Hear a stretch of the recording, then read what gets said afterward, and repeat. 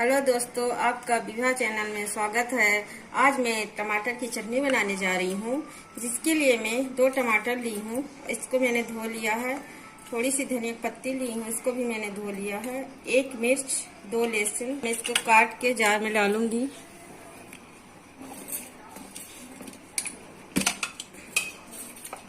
मैं 2 टमाटर की चटनी बना रही हूँ। वैसे आप चाहे तो थोड़ी सी अदरक भी डाल सकते हैं, पर मेरे यहाँ अदरक चटनी में नहीं पसंद करते हैं, इसलिए मैं नहीं डाल रही हूँ। कट के ऐसे काट लीजिए टमाटर को।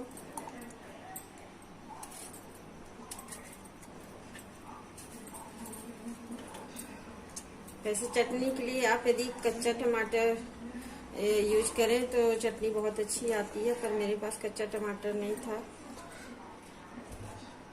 इसलिए मैं इसकी बना रही हूँ।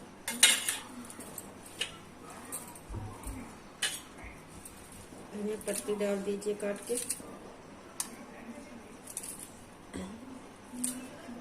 मिर्च आप अपने स्वाद अनुसार ही काटिए, डालिए जितना खाते हैं चटनी कैसी, उस हिसाब से आप मिर्ची डालिए। मैं 2 टमाटर चटनी बना रही हूँ।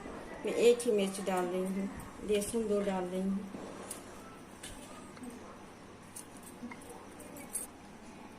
अब मैं इसको बंद करके मिक्सर में पीस लेती हूँ।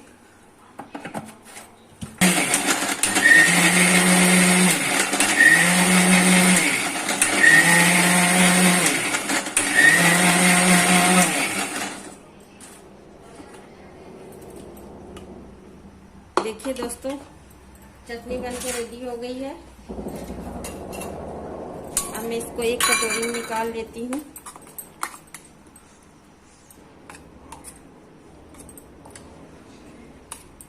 अब मैं इसमें नमक मिला दूंगी।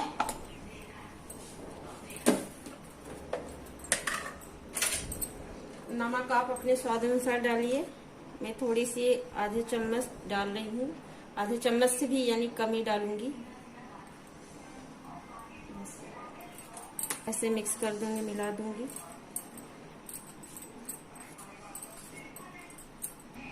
देखिए दोस्तों, चटनी बनके रेडी हो गई। देखिए दोस्तों, चटनी बनके तैयार हो गई है।